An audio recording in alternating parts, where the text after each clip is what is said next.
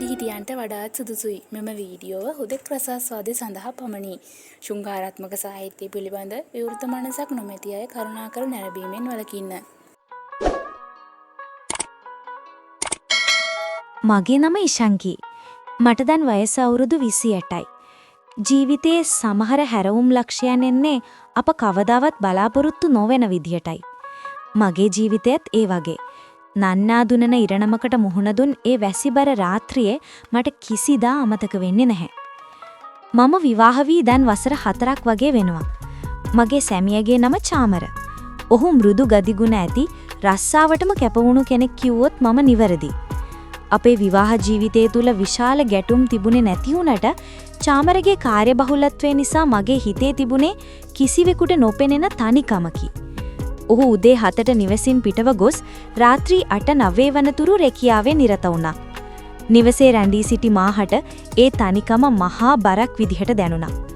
ටික කාලයක් යද්දී අපේ නිවසක තවත් සමාජිකයෙක් ආවා. ඒ චාමරගේ එකම මල්ලි අසංක. ඔහු විශ්වවිද්‍යාල අධ්‍යාපනය අවසන් කර රැකියාවක් අපේක්ෂාවෙන් සිටි අතර චාමරගේ ඉල්ලීම මතයි ඔහු අප සමගම පදිංචියට ආවේ. අසංක චාමරට වඩා හාත්පසින්ම වෙනස් චරිතයක්. කොල්ල කතාවට බර, සංගීතයට සහ පොත්පත් වලට ලැබි කෙනෙක්. චාමරගේ කාර්යබහුලත්වය නිසා මට මගහැරුණු බොහෝ දේ ගැන කතා කිරීමට අසංක සැදී පැහැදී සිටියා. එදා චාමර දින දෙකකට නුවරඑළියේ පැවති සම්මන්ත්‍රණයකට සහභාගී වීමට පිටව ගියා.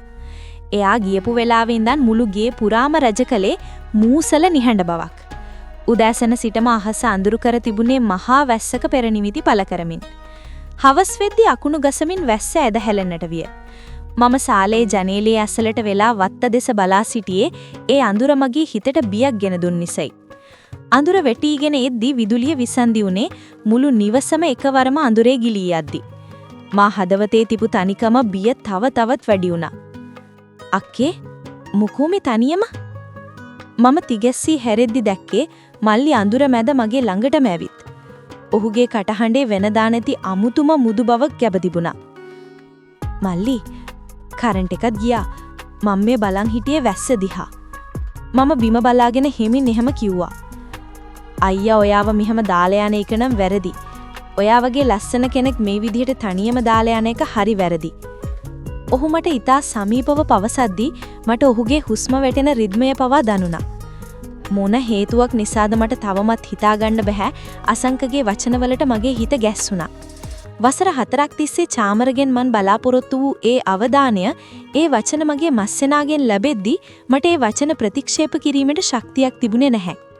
මගේ නිහඬියාව නිසාම අසංක මගේ උරහිස මත අතක් තැබ්බා. ඒ ස්පර්ශයේ සාමාන්‍ය මස්සෙනෙකුගේ ස්පර්ශයකට වඩා වෙනස් බව මට දැනුණා. මල්ලි, මේක වැරදි. මම ඔයාගේ අයියාගේ වයිෆ්. මම එහෙම කිව්වට මට ඔහුගේ නෑත් වෙන්න හිතුනේ නැහැ. මගේ හදවත පාලනයෙන් ගිලිහි ගොස් තිබුණි. ආදරේට හරි වැරද්දක් නැහැ අක්කේ. මට ඔයාට කොච්චර ආදරේද කියලා ඔයා දන්නේ නැහැ. මට ඕනේ ඔයාව සතුටින් තියන්න විතරයි. මල්ලි මගේ අත් දෙකෙන් අල්ලගත්තා. මට මේ මොහොතෙන් මිදෙන්න හිතුනේ නැහැ. මගේ හස්බන්ඩ් නරක කෙනෙක් නෙවෙයි. ඔහු අපේ අනාගතය වෙනුවෙන් වෙහෙසන කෙනෙක්. නමුත් මේ මොහොති මස්සෙනාගෙන් ලැබුණු ඒ උණුසුම මගේ හිත අන්ධ කර තිබුණා. අසංක මාව ඔහු වෙතට තව තවත් සමීප කරගත්තේ මම දැස් පියාගෙන ඒ අසම්මතයට ඉඩ දෙන්නට සූදානම් වෙද්දී. හරියටම ඒ මොහොතේ සාලේ මේසේ මත තිබු මගේ දුරකථනයේ වයිබ්‍රේට් වෙන ශබ්දයට නිවස පුරා වූ ඒ අඳුරු නිහඬතාවයේ බිදී ගියා. අසංක මාව තවත් තදින් අල්ලා ගැනීමට උත්සාහ කළත් මා තුල තිබු කුතුහලය නිසා මම ඔහුගෙන් මදක් මිදී දුරකථනය වෙට ගියා. දුරකථන තිරයේ ආලෝකය මගේ මුහුණ මත වැටුණා. තිරේ මත දිස්සූවේ චාමරගෙන් ආ කෙටි පණිවිඩයක්. මැනික, අද ගොඩක් වැස්ස නේද? ඔයා තනියම නිසා බය වෙලා ඇති කියලා මට හිතුණා. මං ඔයාට කෝල් එකක් ගන්න හැදුවේ ඒවත් මෙහෙට සිග්නල් නැහැ. මං එනකොට ඔයාට පුංචි ගිෆ්ට් එකක් උත් ගත්තා. මං ඉක්මනට එන්නම්. පරිස්සමෙන් ඉන්න මැනික. මං ඔයාට ගොඩක් ආදරේ. ඒ වචන ටික කියවනවත් සමගම මට දැනුනේ මගේ ඔළුවට මහා ගලක් වැටුණා වගේ හැඟීමක්. මගේ මුළු ඇඟම සීතල වෙලා ගියා. මැනික. ඔව්. චාමර මට නිතරම අමතන්නේ මැනික කියලා. ඔහු දුර ඈත පරාතක සිටියත් වැඩ අධිකව සිටියත් ඔහුගේ සිතේ මුළුමනින්ම සිටින්නේ මා පමණයි.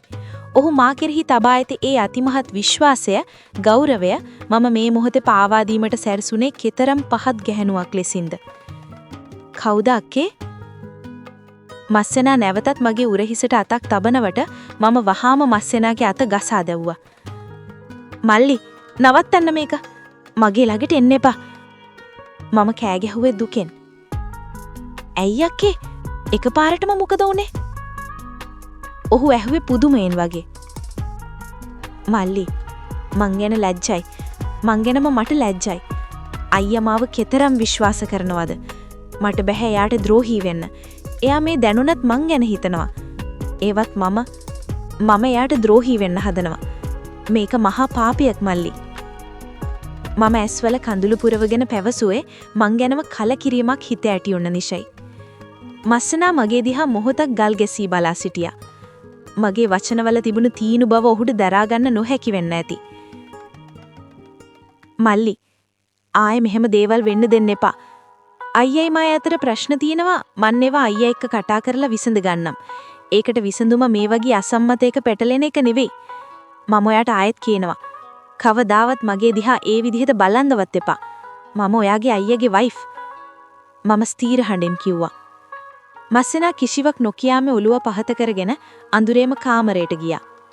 මම සාලේ සෝෆාව මත හිඳගෙන හදවතින්ම චාමරගෙන් සමාව ඉල්ලුවත් මං කලේ සමාව දෙන්න පුරුවන් තරම් වැරද්දක් නෙවෙයි. චාමරගේ කෙටි පණිවිඩය ආවේ නැත්තම් මේ වෙද්දි මන් මස්සෙනත් එක්ක ලොකු දුරක් ගිහින් ඉවරයි.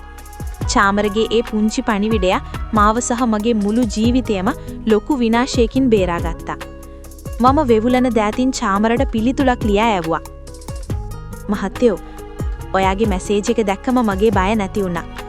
ඔයා තමයි මගේ ලෝකය. මං ඔයාගේ එනකම් මග බලාගෙන ඉන්නවා.